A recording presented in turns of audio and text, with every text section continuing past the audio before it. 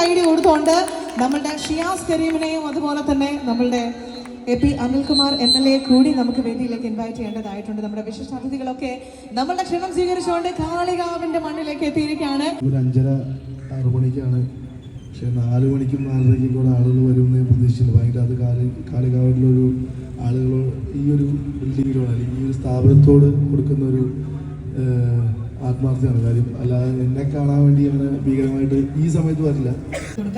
അപ്പോൾ പുതിയ വിശേഷങ്ങളൊക്കെ, പുതിയ ഷോസ് ഏതെങ്കിലും വരുന്നുണ്ടോ, അല്ലെങ്കിൽ പുതിയ സിനിമ വരുന്നുണ്ട്?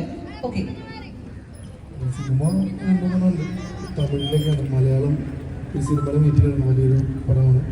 അപ്പോൾ പിന്നെ ഒരു ചെറിയ പടമുണ്ട്, അതിന് ഹീറോ ആയിട്ടുള്ള പടമുണ്ട്.